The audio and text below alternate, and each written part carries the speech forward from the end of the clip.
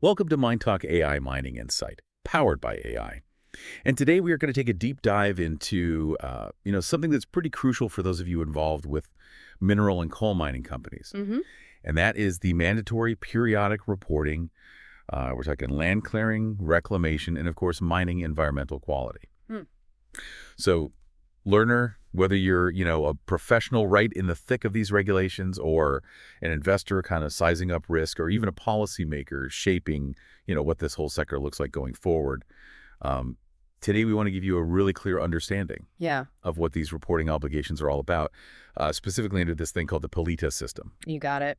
And for this deep dive, we've got two really interesting sources to pull from. We have a formal letter straight from the Directorate General of Minerals and Coal of the Republic of Indonesia, Okay.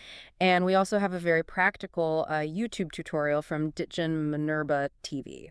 Nice. So we've got like the official word and then the how-to guide all in one. Yeah, exactly. It's kind of like having the rule book and then someone showing you exactly how to play the game. Perfect. Should give us a very robust understanding of how this all works. All right, well, let's get into it then. So starting with this letter, this was sent out on March 15th, 2025 by the Directorate General of Minerals and Coal. And it's actually a follow-up to an earlier communication from September 2nd, 2024. So it seems like they're really stressing the need for these reports to be submitted on time. What are your thoughts on the significance of this follow-up, especially since it comes a little while after that initial communication? Well, I think one of the most interesting things here is that they actually go out of their way to acknowledge and show appreciation for the companies that are already using the integrated reclamation and environmental reporting system. That's the PELITA system, by the way. And they even provide the link in the letter, which is always helpful. Yeah, absolutely. Direct access is always good. Exactly. And what this tells me is that, okay, the system is up and running. Some companies are already on board. But this follow-up is hinting that, maybe not everyone got the memo or is quite as engaged as they'd like. It seems like their goal is to get everyone using this system. Makes sense. And for those who haven't jumped on board yet, well, the letter definitely has a more, let's say, urgent tone. It very specifically says, hey, you need to be reporting on land clearing and reclamation, as well as your mining environmental quality. And one thing that really stood out to me was this retroactive reporting requirement. Oh, yeah. So companies that hadn't submitted any reports at all, they actually needed to send in data going all the way back to January 2024 up to November 2024. And get this, the deadline for that was December 20th, 2024. So that's already passed. What do you make of that? I mean, that seems like a pretty clear signal that they're serious about this. Oh, absolutely. It's not just about catching up at this point. It's showing that this is an ongoing obligation. Companies should have been tracking this stuff all along. And the fact that they're still bringing it up in March of 2025, well after that deadline, it just shows you that the Directorate General, they really want to make sure everyone is following these rules. Yeah, no, it definitely feels like they're putting their foot down. And to drive that point home even further, they actually included a list, right there in the letter. And this list actually names specific mining companies that had not reported their land clearing and reclamation and/or their mining environmental quality data through PELITA for January and February of 2025. This wasn't just a friendly reminder. It was like, here are the companies that aren't doing what they're supposed to. Right, right. Name and shame, kind of. Yeah, a little bit. And it's not limited to one area either. This list covers companies from all sorts of provinces across Indonesia, which just shows you how widespread these regulations are. I think that's really telling, naming names like that. Yeah. It creates this level of transparency and public accountability. And honestly, that can be a huge motivator for compliance. For sure. Thing. Right. And I think that really highlights how detailed this tracking is. They're looking at different categories, different time frames, and it really shows the different levels of compliance across the sector. Absolutely. So we've got the what, the why, the who. Now let's get into the how. Okay, yeah. Luckily, we have this YouTube tutorial from Ditjen Minerba TV, and this is super helpful because it actually walks you through how to comply with these reporting requirements Nice. using the PELITA platform. And one thing I found interesting was that the tutorial actually mentions a decree from 2018, the Minister of Energy and Mineral Resources Decree number 1827K, to be precise. Oh. And that decree already lays out the reporting obligations for reclamation and post-mining guarantee data. So even though PELITA is the new system, these requirements aren't brand new. They've just been formalized in a different way. That's a great point. So it's really about how they're being submitted now, not necessarily the obligations themselves. And this tutorial is like the bridge between the law and what companies actually need to do. Yeah, exactly. It's like translating the legalese into, actionable steps. Right. And it makes sense because the tutorial really emphasizes that PELITA is supposed to give the government better oversight and control over how companies manage their post-mining reclamation and the funds that are supposed to guarantee that work happens. Right. It's all about making sure things are done responsibly. It really points to a bigger goal of making the mining sector more environmentally sustainable, right? More responsible, more accountable. Absolutely. So for those who are ready to get started with PELITA, what are the first steps? Okay, so first things first, you need to head over to the Polita website. And for anyone who needs that link, it's https://sites.google.com/views-dm-polita. We mentioned it earlier. Perfect. And once you're on the website, the next step is to download the Excel data format. That's specifically designed for reporting both the reclamation and the post-mining guarantee data. Got it. So standardized format for everyone. Exactly. It makes things so much easier, for the company submitting the information and for the government to process and analyze everything. Yeah, consistency is key. Yeah. Now, before anyone gets ahead of themselves and starts filling in those spreadsheets, the tutorial gives a really important piece of advice. Okay. Read the guidelines. Ah, yes, the classic read the instructions reminder. Right. They say it's absolutely key to minimizing mistakes. And they even have a specific section for this on the website in the Panduin menu, which means guide. Right. So, learner, if you're worried about feeling overwhelmed or making errors, definitely take their advice and check out those guidelines first. I think that's a great best practice in general. With any new system or process, taking that time to understand the instructions up front, it can save you a lot of headaches and rework later on. Totally agree. So now that we've covered the prep work, let's get into the actual data entry process for those post-mining guarantee and reclamation modules. The tutorial breaks it down into sections. First up is company information. Pretty straightforward. Right. You enter your company's details according to their guidelines, making sure to include all the relevant codes and the expiration date of your mining business permit. Basic, but important stuff. Absolutely. You need to make sure that all the data is correctly attributed and tracked. Right. Then you move on to application data. And this section actually covers both post-mining and reclamation plans.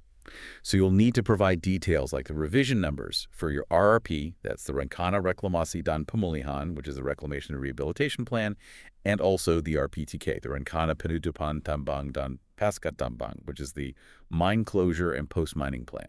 Okay, so all the planning documents. Yeah. And you have to include details from those official approval letters, the number, the date, the area covered by the application. And they stress that all this has to match up perfectly with the application letters you've already submitted. Consistency is key. Right. They want to make sure everything lines up. Makes sense. Exactly. Then comes the approval of stipulation data. This part gets a bit more detailed. You're basically taking information from the official decree issued by the Director General of Minerals and Coal on behalf of the Minister of ESDM. So you need the decree number, the date, the start and end years for the stipulation, and even the exchange rate that applies. But here's where it gets a little tricky. You actually have to create a separate row for each year covered by the stipulation. Oh, wow. Okay, so it's very granular. Very granular. And for the first stipulation you're reporting for each year, you have to mark it with a 1 for non in a specific column called Riwayat Detail per Tahun Penetapan Ke. Right. And then, of course, you enter the year and the stipulated amount in their respective columns.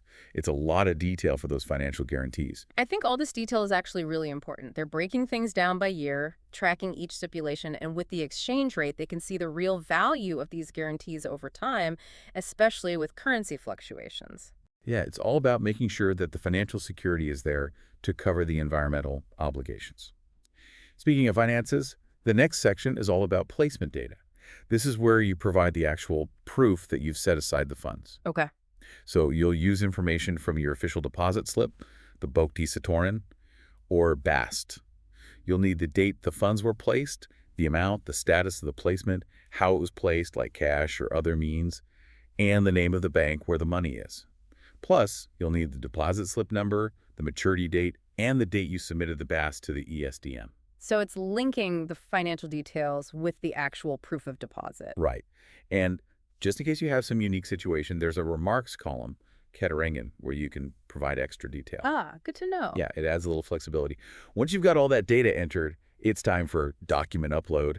This is where you upload all your supporting documents to Google Drive. Smart move. Right. So that would be things like the application, the approval for the stipulation, proof of placement, all that good stuff. Makes sense. And then you have to provide the links to those documents right there in PELITA, making sure that the Minerva ESDM Environmental Protection Working Group can access them directly without needing passwords or anything. No roadblocks. Yeah, seamless access for review. Efficient. Exactly. Now, let's say down the line, you need to actually use those guarantee funds. The tutorial explains how to report reclamation guarantee disbursement. Okay. So for every disbursement request, you need the application letter number and date, and the date of that verification and assessment report. And when you record the actual disbursement, you'll need the approval letter number and date, the approved amount, what's left of the guarantee, and the date the company got the base back. Right. So tracking it from start to finish. Yep. And there's a separate section just for post-mining guarantee disbursement reporting. That info goes into the JAM PT PIN Karen sheet. It's all about accountability. They really want to know what happens to these funds. Absolutely. And just to make things even more fun, there's also a section on handling partial reclamation guarantee disbursement. So let's say a company doesn't use the full amount all at once. They have to add a new row under the original stipulation year, showing that there's still money left. Right. And in that new row, they indicate the next stipulation number 2, 3, and so on, using that riwayat detail per tahun penetapan column again. Then they put the disbursement year in the tahun penetapan column and the remaining disbursement amount in the nominal penetapan column. That makes sense. A lot of these activities happen in phases, right? So you need a way to track how the funds are being used over time. Yeah. And speaking of time, the tutorial also clarifies how to handle reporting for that initial period. Companies have to report all their old reclamation and post-mining guarantee data all the way back to the very first year they had a stipulation. Interesting. There's like a one-time catch-up, and after that, everything follows the regular reporting schedule. Yeah, get everyone on the same page. Right. And of course, we can't forget about document attachments. You have to attach a whole bunch of stuff.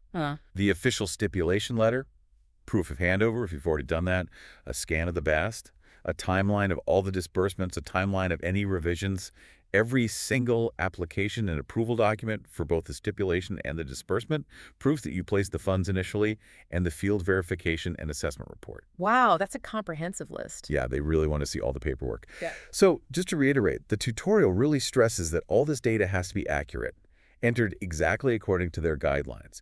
Even small mistakes could cause problems. It really underscores how important accuracy is here. Absolutely.